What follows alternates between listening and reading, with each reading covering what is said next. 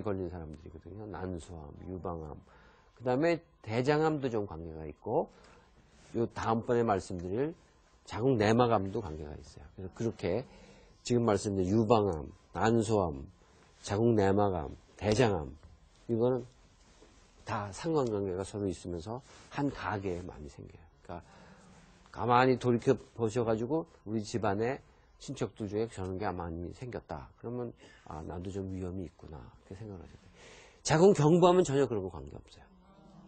근데 지금 얘기한 그 난소암은 그런 관계가 있고, 또 그 유전자 검사를 해서 만약에 유전자가 양성이거나 그럴 경우에는 아주 보통 사람보다 한 5, 6배 더 걸릴 확률이 높아요.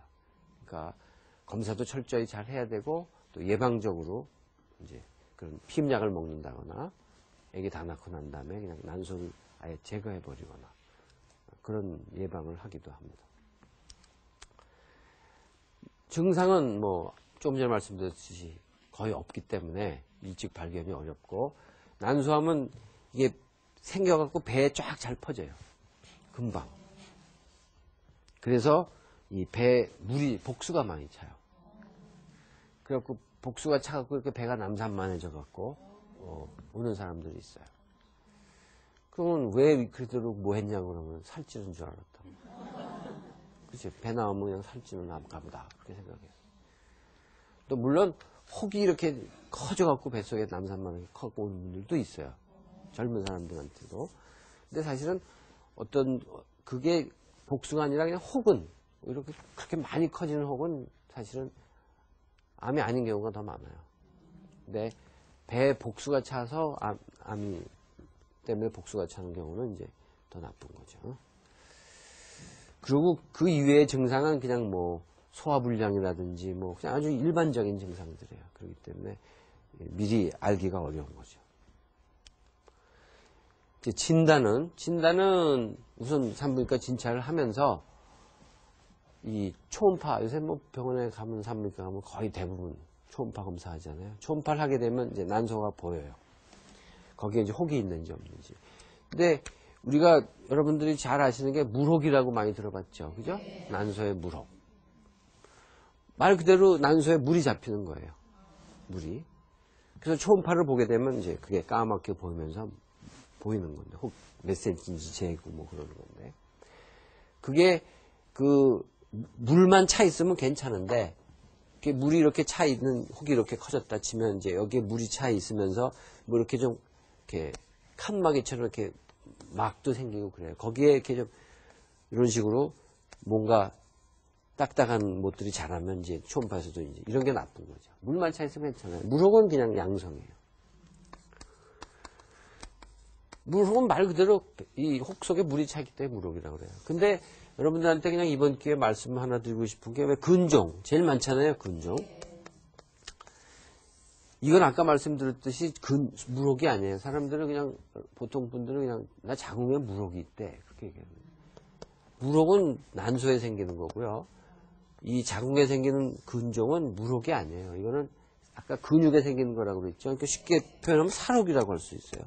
딱딱해요. 이건 물이 아니라 달라요. 그리고 이 물혹이나 보통 우리가 물혹은 그냥 양성 종양, 암이 아닌 걸 얘기하는 거. 근종도 암이 되는 경우는 아주 드물다고 그랬죠. 그냥 보통. 그래서 그런 이제 혼돈하지 해서 사용을 하는데 이제 그런 거고요. 이제 암은 이제 저렇게 조그맣게 생겨갖고 때 발견하기 위해서 초음파를 하면 이제 이런 걸 찾아내는 거죠. 혹이요. 그 다음에 이제 그 피 검사를 해갖고 우리가 CA125라고 그러는 건데 이제 피 검사에서 찾아내는 이게 종양 표지 물질이라고 그래요. 그래서 피 검사를 해서 저거를 재면 저게 많이 올라가 있어요. 또 어떤 분들은 피 검사하려고 그러면 뭐 피 뽑아서 검사하면 다 뭐 한 가지 하면 다 하는 줄 알고 내과에서 피 검사했는데 뭘 또 하느냐고 그러는데 피 뽑아서 할 수 있는 검사는 수백 가지예요. 그리고 이런 표지 물질도 암에 따라서 다 종류가 달라요. 그러니까 뭐 이게 난소암 때는 이걸 하지만 자궁 경부암일 땐 다른 또 피 검사가 있고 뭐 예를 들어서 뭐 간암일 땐 딴 게 있고 뭐 다 달라요. 대장암일 땐 또 다르고. 그래서 저는 이 초음파하고 이 피검사하고 두 가지를 이제 하면은 어느 정도 미리 진단할 수가 있어요. 그래서 우리가 이 난소암은 그 조기 진단 방법이 자궁경부암처럼 그런 세포 검사가 없고 이 초음파하고 이 피검사하고 두 가지를 같이 하게 돼요. 근데 저게 좀 정확도가 떨어져요.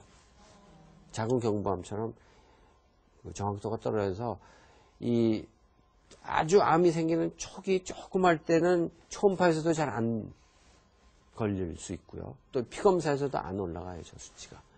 한 50% 정도에서는 안 올라가요. 반반이에요. 그래서 조기 진단이 어려운 겁니다. 그렇지만 어쨌든 지금 할 수 있는 방법은 그 두 가지이기 때문에 아까 얘기한 그런 가족력이 있다거나 좀 아기를 거의 안 낳아서 그런 좀 위험이 있는 사람들은 1년에 한 번씩 두 가지 검사를 이렇게 권하고 있어요. 물론 비용이 좀 들지만 어쨌든 자궁경부암보다는 비용이 더 들죠. 두 가지를 해야 되니까. 그렇지만 어쨌든 그런 고위험 인자를 갖고 있는 분들한테는 1년에 한 번씩 저런 검사를 할 거를 추천을 하죠. 그리고 이제 우리가 이것 이외에 이제 뭐 의심이 가면 여러분들 그 CT라는 거 들어보셨죠? CT도 찍고 뭐 여러 가지 검사를 해요. 그렇지만 난소암의 최종적인 진단은 모든 암이 마찬가지입니다만은 영상으로 보는 거에는 한계가 있어요. 제한이. 우리가 아무리 의학이 지금 많이 발전해서 뭐 CT도 찍고 MRI도 찍고 또 양성자학과 단층 촬영 PET CT라고 그런 것도 찍고 그러지만 직접 조직을 얻어서 현미경으로 보기 전에는 100% 확진이라는 건 없어요. 그래서 이 난소암 경우도 마찬가지고 뭐 다른 암들도 마찬가지예요. 조직을 봐야 돼. 경부암은 이쪽에서 기계를 넣어서 딱 떼어낼 수 있으니까 수술 전에 우리가 확진을 할 수 있지만 이 난소암은 사실 수술 전에 100% 확진하기가 어려워요. 그래서 아닌 줄 알고 들어가는데 암인 경우도 있고 암인 줄 알고 의심하고 들어가는데 아닌 경우도 있고 그래요. 그래서 가끔 환자들도 그래요. 아니 요새 뭐 의학이 이렇게 발달되는데 수술 전에 그것도 모르느냐고. 근데 뭐 모르는 건 모르는 거죠. 그런 걸 좀 이해해 주셔야 돼요. 알겠죠? 그 다음에 이것도 뭐 다 어느 암이나 1기, 2기, 3기, 4기 다 있어요. 그래서 이것도 마찬가지로